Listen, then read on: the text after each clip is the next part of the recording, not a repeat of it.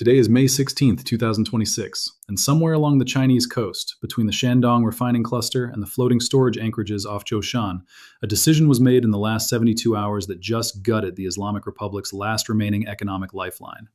The teapot refineries stopped lifting. The discount widened past $9 a barrel and nobody bid. Iranian-flagged shadow tankers that should have been discharging crude into Chinese waters are now drifting in slow circles in the Gulf of Oman, transponders dark, holds full, captains waiting on instructions that aren't coming. And here's the part the headlines have not caught up to yet. Tehran has run out of oil storage, not running low, out. The onshore tank farms at Kharg Island are saturated. The strategic reserves at Bandar Abbas are saturated. The floating storage fleet, those NITC-controlled VLCCs that have been quietly acting as Iran's offshore warehouse for the last 18 months, is now sitting on more than 50 million barrels of unsold crude with nowhere to put the next shipment. This is not a sanctions story. This is the moment Iran's entire economic war doctrine collapsed in a single Chinese refining decision.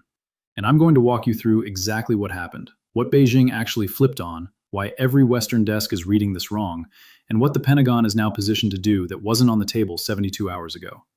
Let's start with the assumption that just died. For 3 years, really since the JCPOA snapback architecture started biting in 2024, Tehran built its entire survival model on one premise: China will always buy.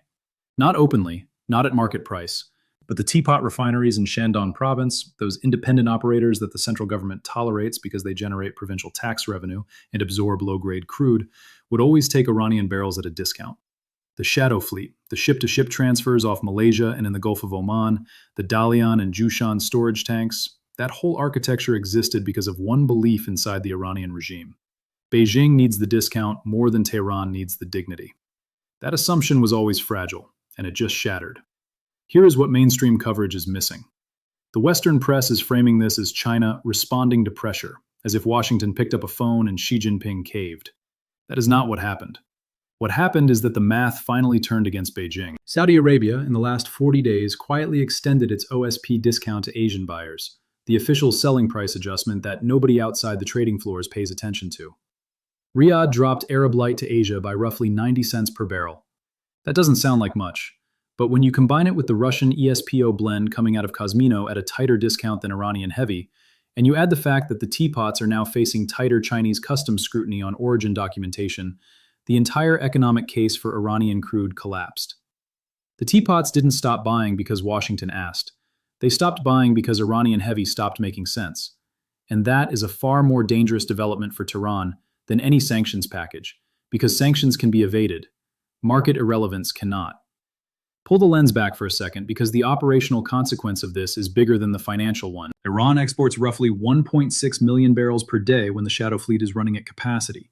Strip out the small flows to Syria and the occasional Venezuelan swap, and well over 90% of that volume, call it 1.4 to 1.5 million barrels, goes to China.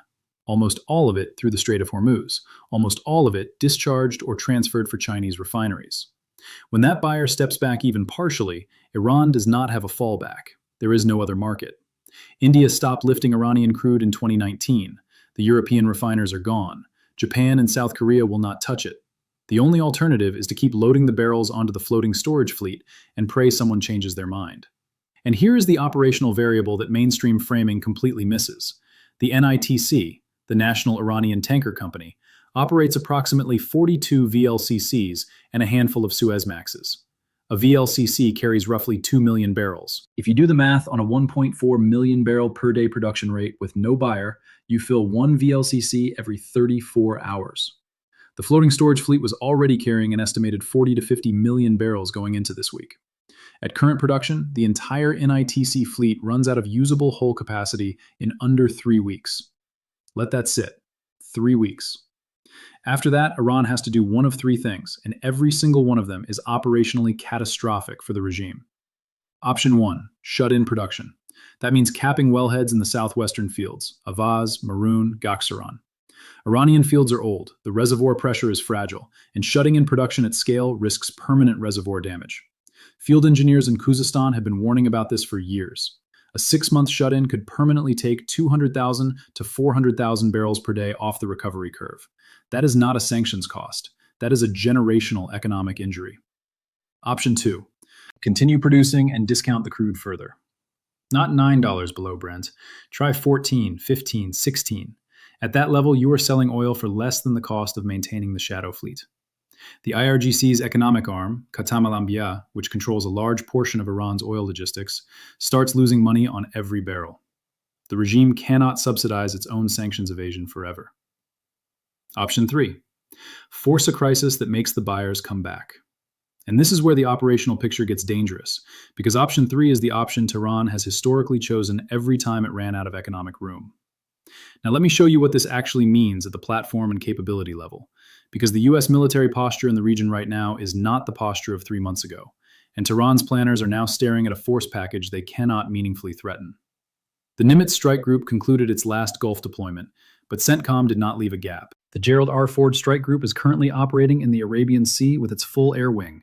That includes Carrier Air Wing 8 flying Block 3 Super Hornets with the APG-79 ASA radar, the E-2D Advanced Hawkeye providing over-the-horizon battle management, and the EA-18G Growlers that nobody talks about until something stops working in Iranian air defense.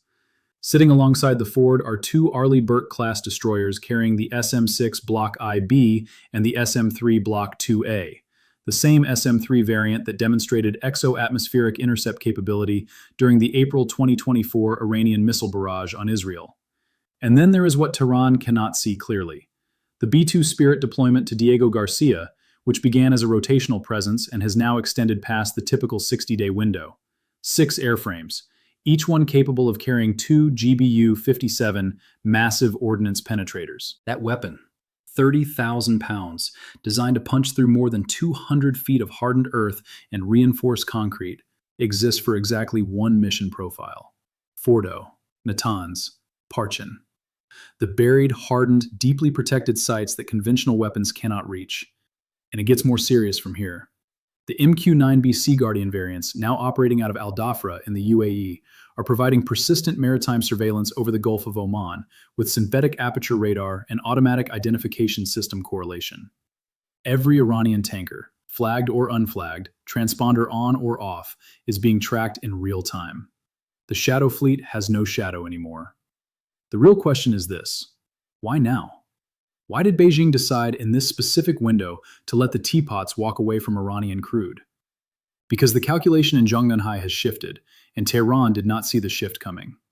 3 things changed at once. First, Chinese onshore crude inventories hit a multi-year high in March, which means Beijing's strategic petroleum reserve no longer needs the cheap Iranian barrels to top up. Second, the Russian discount narrowed because Moscow needs the revenue and is willing to price more aggressively into Asia. And third, and this is the variable that nobody is connecting, the trade conversation between Washington and Beijing entered a phase where small concessions on Iranian oil compliance buy meaningful goodwill on other files: semiconductors, tariff schedules, Taiwan-adjacent declaratory policy. Beijing did not flip on Iran in the dramatic sense. Beijing simply stopped paying the political cost of defending a buyer relationship that had become economically marginal. That is a colder, more permanent kind of betrayal than any sanctions enforcement could produce. Tehran can negotiate with hostility.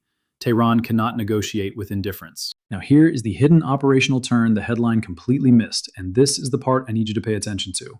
When Iran loses its primary oil revenue stream, the IRGC budget contracts. When the IRGC budget contracts, the proxy network gets paid in arrears.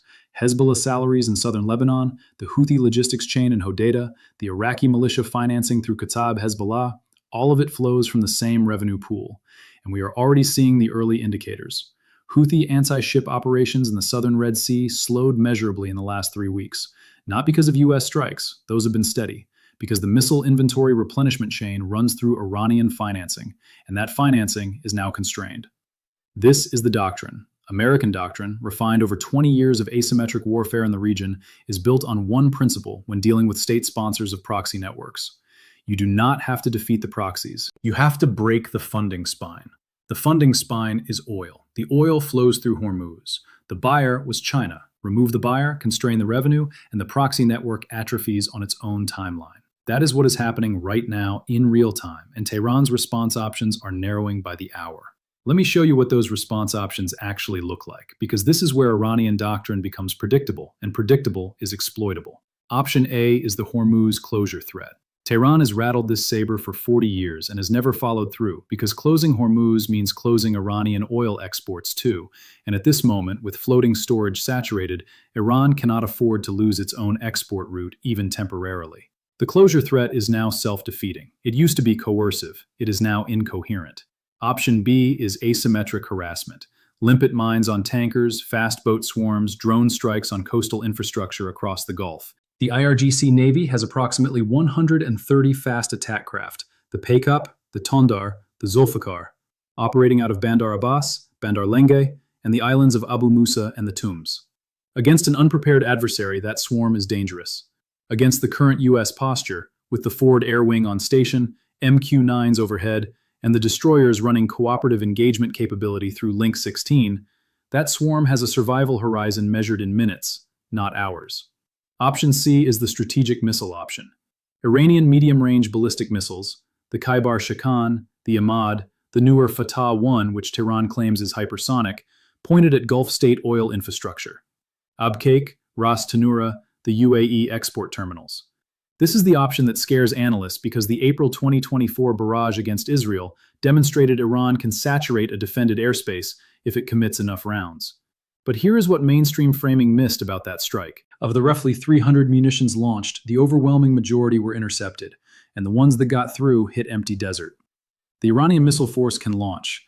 The question of whether it can hit defended targets at operationally meaningful rates is a question that already has an answer, and the answer is unfavorable to Tehran. Option D, and this is the one that should concern everyone, is the nuclear breakout signal. Not a weapon, a signal. An IAEA inspector expulsion, a withdrawal from the NPT, a 90% enrichment announcement from Fordow. Tehran's playbook, when economically cornered, has historically been to escalate vertically on the nuclear file to force a negotiation reset. The problem is that this option now interacts with the B-2 deployment at Diego Garcia in a way it did not interact a year ago. A nuclear signal from Tehran in the current force posture is not a negotiating move. It is a target list. Pull the lens back one more time. What we are watching is not a single news cycle. It is the convergence of three pressure curves that were always going to intersect. The Chinese demand curve was always going to soften as alternative supply expanded. The Iranian production curve was always going to outrun the floating storage curve. The US force posture curve was always going to harden as Hormuz became more strategically central to global energy flows. The only question was timing. The timing arrived this week. And here is the pattern this confirms, because this is not the first time we have seen this exact sequence. Venezuela, 2019, Russia, 2022 on the gas side, North Korea on the coal exports in 2017. In every case, the same structure. A sanctioned state builds a single buyer dependency. The single buyer eventually finds the relationship economically inconvenient, the seller runs out of storage, and the regime either capitulates or escalates. Venezuela capitulated. Russia escalated and is paying the price in reservoir damage. North Korea escalated on the missile file and absorbed the consequences. Iran has historically chosen escalation. The doctrine is consistent. The opportunity for US planners is that escalation from a position of empty storage tanks and absent buyers is not strength. It is panic dressed in uniform. Here is what I am watching over the next 48 to 72 hours, and what you should be watching too. First, NITC tanker movements. If the floating storage fleet starts repositioning toward the Gulf of Oman in numbers greater than 10 vessels, that tells us Tehran is preparing for a longer storage horizon and trying to disperse risk. If those vessels start turning their transponders back on, that tells us Tehran is trying to signal availability to any buyer, anywhere, at any price. Second, IRGC Navy posture at Bandar Abbas. The fast attack craft typically operate in dispersed deployments. If we start seeing concentration at Larak and Keshem, the forward staging islands, that is the indicator that asymmetric harassment is moving from option to plan. Third, IAEA access requests. If Iran cancels or restricts a scheduled inspection in the next 2 weeks, the nuclear signal option is activating. Fourth, and this is the most important one, Chinese diplomatic language. If Beijing's foreign ministry spokesperson goes from supporting dialogue to noting concerns about regional stability, that is the signal that China has fully repositioned. That phrasing shift is small. The consequences are enormous, because it means Tehran has lost not just a buyer, but a diplomatic shield at the UN Security Council. The verdict, compressed. Iran built its survival on a Chinese buyer that was always going to leave the moment the math turned. The math turned this week. Tehran has roughly 3 weeks of operational storage capacity before production decisions become forced rather than chosen. The U.S. posture in the region is sized for exactly the escalation options Iran historically reaches for when cornered. And the proxy network, Hezbollah, the Houthis, the Iraqi militias, is now operating on a financing curve that bends downward every day the teapots stay on the sidelines. This is not the headline the mainstream press is going to run. The mainstream framing will be, China reduces Iranian oil purchases amid tensions. That is technically accurate and operationally meaningless. The real story is that the economic spine of the Islamic Republic's regional doctrine just fractured, and the next move belongs to a regime that has run out of profitable options and is staring at a U.S. force package that exists specifically to deter the unprofitable ones. Watch Bandar Abbas. Watch the floating storage fleet.